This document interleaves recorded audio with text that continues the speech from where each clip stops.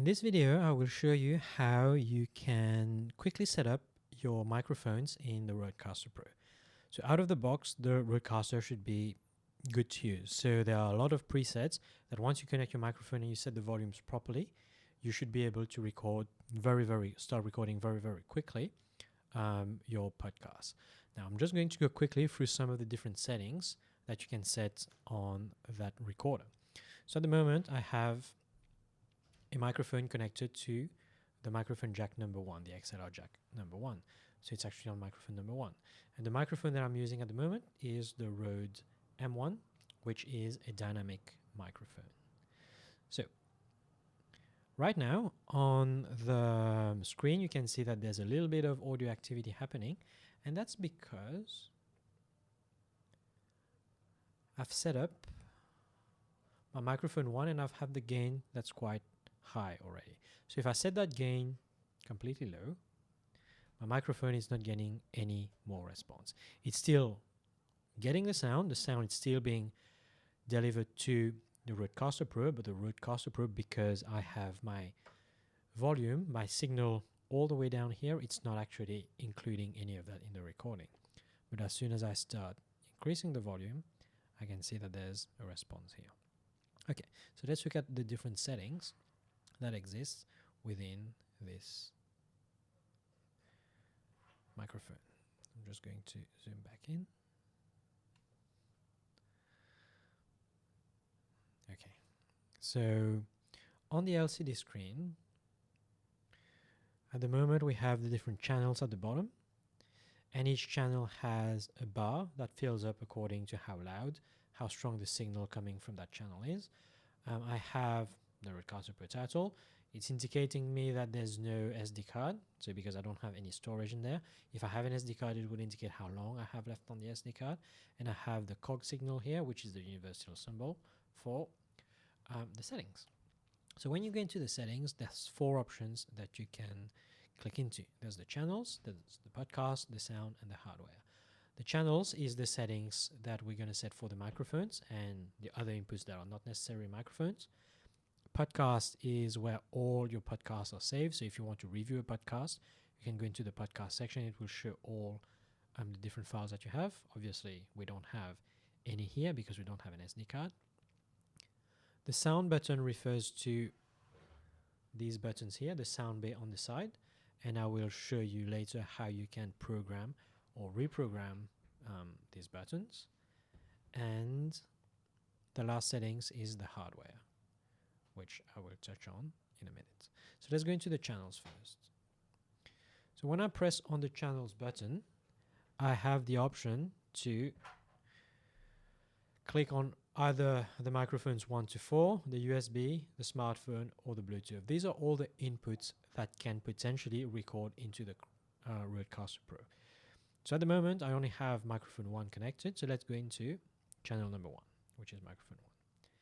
An easier way of accessing that menu, if you are just in that home page, is to actually press that physical button here. And you go into the microphone options. Within the microphone options, we have the actual microphone. So this gives you the different types of microphones that you can use. So there's the Rode PodMic, the Procaster, the Broadcaster, etc. The microphone that I'm using is the M1, so it's not any of these microphones. And you may use microphones from different manufacturers. That's perfectly fine. Just because your microphone doesn't appear here doesn't mean that you can't use the Rodecaster Pro. There's 2 additional categories, condenser and dynamic.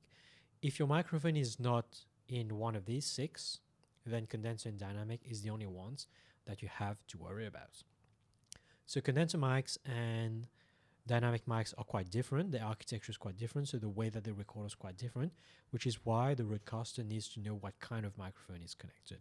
For example, a condenser microphone will usually require phantom power, and you need to select that option if you want that to provide phantom power. So I know that my Rode M1 is a dynamic mic, so I'm just going to set that on a dynamic mic. So how do you know if your microphone is a condenser or a dynamic? It's not always easy to tell by looking at it. Very often you need to go to the technical specifications of the microphone to know. So I'm just going to set that on dynamic for now. That's pretty easy. Levels.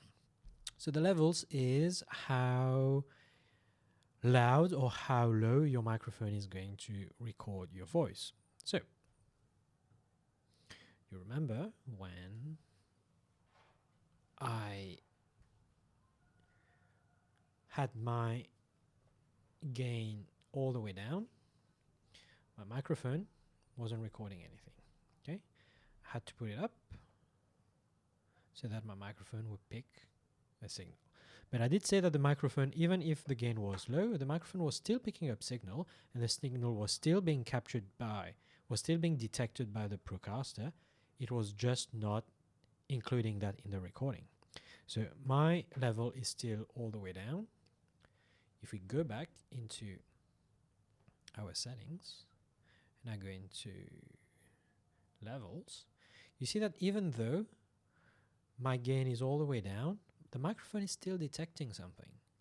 That's because however up or down my gains button is, doesn't change how much noise and how much signal or how sensitive the microphone is at picking up sound. So why is it important to have this signal here? It's to calibrate your microphone essentially.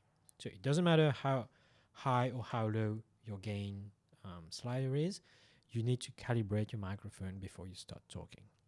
So how do you do that?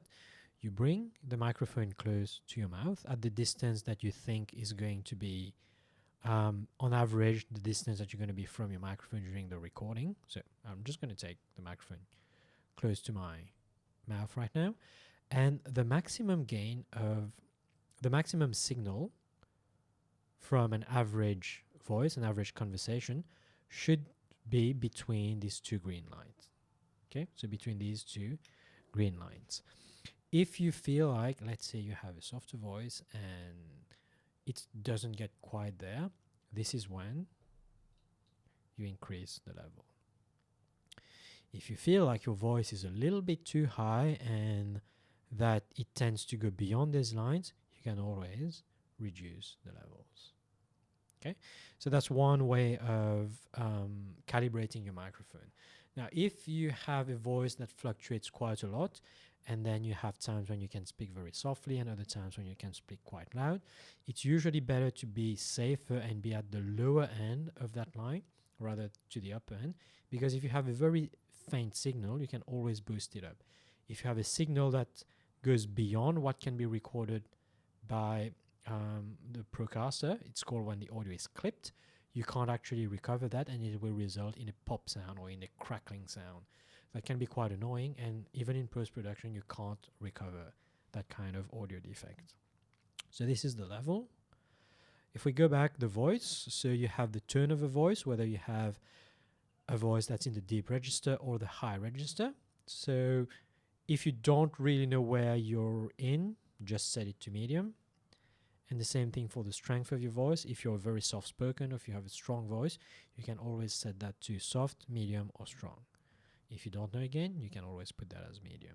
So the reason why you have the option to say what kind of voice you have, it's in the preamp settings. So this device is smart enough that if you have, for example, a very high-pitched voice, it will try to bring down some of these higher notes so as not to be recorded as particularly or too sharp and too high in terms of a voice, and vice versa for a low register. And if you have a very soft tone, it will try to compensate and boost your voice a little bit more.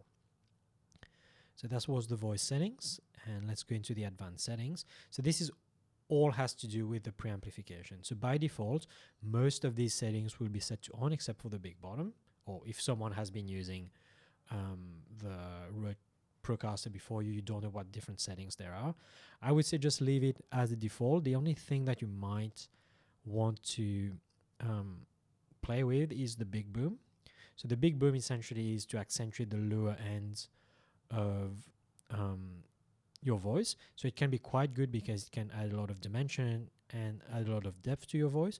But if you already have quite a low register, a big boom can actually create some echoes and some reverberation, which can sometimes make it sound like you're in an echo chamber or in a garage or in a underwater.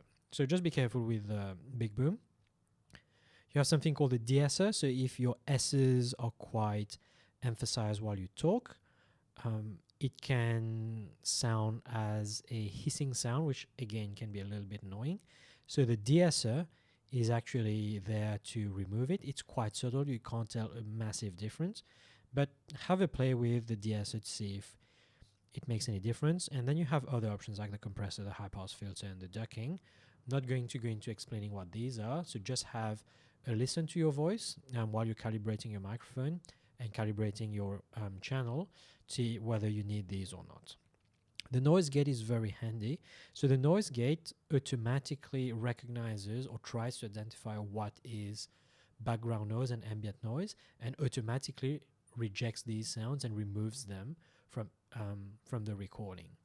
While the noise gate can be quite good if you have a very soft-spoken voice, you can actually notice when the noise gate comes on and off, and sometimes it can actually confuse your voice for background noise and can cut it off. So in I would say 95% of the cases, just leave the noise gate on. Sometimes if it doesn't work, it's much better to leave it off and then remove any ambient noise quite easily in post-production, which you can do in 3 clicks for the entire clip. Okay, so these are specific settings for each channel, and each one of these different channels, so each one of these microphones can have their own unique settings. So if you have a male and a female who are both recording on, each recording on a different microphone, can have 2 completely separate sets of settings in the setup of their microphone. So when you're using that Procaster and it has been used by someone else previously, make sure that you double check the settings so that you don't get any nasty surprise because the settings weren't set properly. And most of the time, if you have a good pair of studio headphones, you will actually notice that you might sound a little bit weird if the settings are not quite right. So these are the settings that are proper to the microphones. Let's see what the other settings are. You have a USB setting. So with a USB setting, you can set a preset as nothing. So it's just going to assume that the signal coming in is just an audio signal. You can set it to a speech, in which case you have extra options, which again brings up some of the same settings that we have seen previously for the microphone. So again, if you want to switch the big boom bottom on or off over de-esser, again, you can do that, or you can set that as music if you want to have music coming from USB, and again, you can change the different settings. Smartphone, so you have the same speech and music settings as the previous one. You have that extra option that's a phone call, so you can tell when someone is on the phone. So you can actually record phone calls very effectively with the Procaster. Just make sure that whatever channel is feeding that phone call is set on phone call, and the same thing with the Bluetooth. So the Bluetooth and the phone are exactly the same, just that one is wired and one is wireless.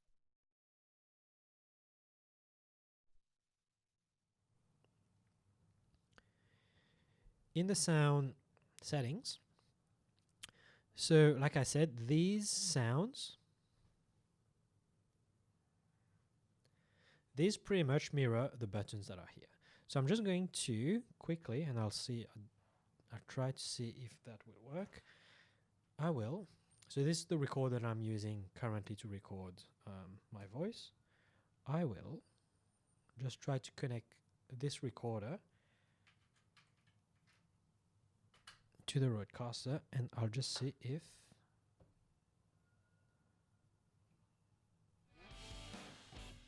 so you can hear some music now, and this music is actually coming from these sound pads. So what I did is I connected one of the outputs from the Procaster and I fed that into that recorder that's also recording my voice. So this output here, let's try to move it. This input here is the microphone that I'm using to record, and this is coming directly from the Rodecaster. So these buttons, so you can use them very effectively in a podcast recording. So let's say you said something funny or something good. You can have an applause, or you can have like a drum, or if you said something stupid. So these can be used quite effectively, and the other advantage of that, so I'm just going to disconnect that because that cable is a bit short. So the good thing about these audio pads is that you can reprogram them. So I'm just going to do that now. If I go into sounds, I can touch one of these buttons, and let's say I touch the harp, and right now it's recording. So whatever is being fed into the Rodecaster Pro, so even if there's 4 microphones connected, anything that would be otherwise recorded onto an SD card or onto your computer, this would be recorded on that particular button now. And then I can go stop. So now it's recording, so I can go stop. And once I do that, sound number 8 is now the new sound that has been recorded. So if I press on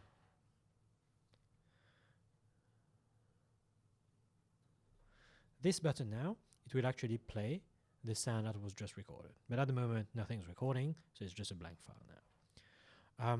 You can, if you have the desktop app, you can actually reprogram or reset these to the default sounds that they came in with. So where would you use these sounds? If you have for example, a standard introduction or music that you want to use, or if you have some kind of audio signature that you want to put in your recording, you can do that.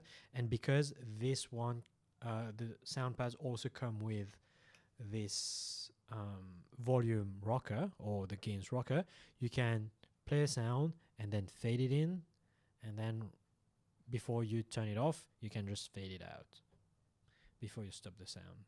So it does involve a little bit of planning and a little bit of knowing what you're doing during the recording, but it can reduce the amount of post-processing that you have to do afterwards. And the most important thing, all of these record on separate channels. So just because you're overlaying sounds using these different sound pads, these sound pads are still being recorded separately. So in the final cut, if you want to remove these sounds altogether, it's actually very, very easy to do so.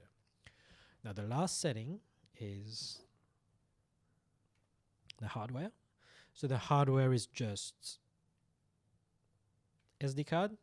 So you have an SD card and you want to erase the SD card, you can do that, and the capacity will tell you how much storage you have left. Brightness, you can change the brightness of the screen or the brightness of the buttons or the controls. Headphones, if you want to limit the volume of the headphones so that if someone all of a sudden starts shouting in the microphone, you don't lose your hearing. So you can set a maximum volume, and you can also boost the volume of your headphones. You can also boost the volume of your headphone. If, for example, you have a pair of headphones that has too high an impedance or everybody's talking too low, you can actually boost the volume of the headphone. But that's for all of the headphones. Bluetooth.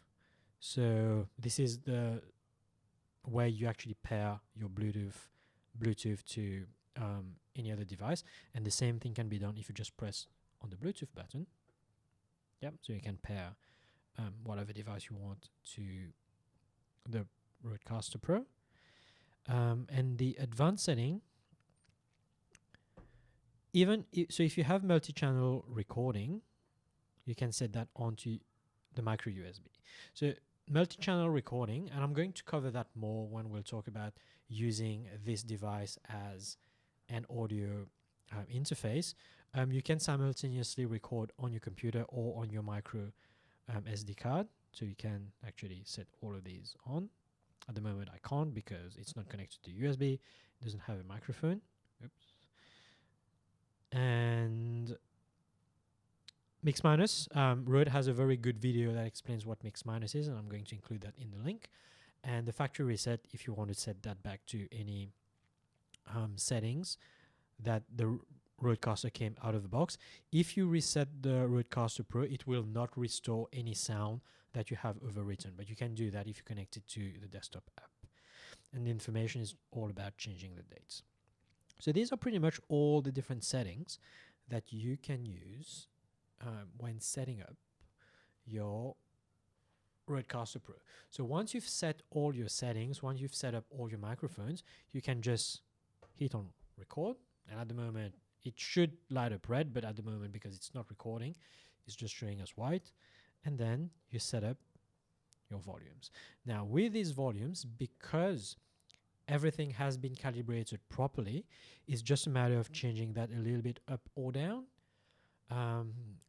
Most of the time it should sit somewhere halfway through, but if, let's say, you're the host of a show and then one of your guests is being too loud, you can always reduce the sound of that guest. If something happens and you want to quickly mute a particular microphone, you can mute individual microphones. And there's something called a solo, in which case when you click on the solo button, it's the only one that's going to be audible. Okay, and the same thing, it's exactly the same for all of the different audio inputs.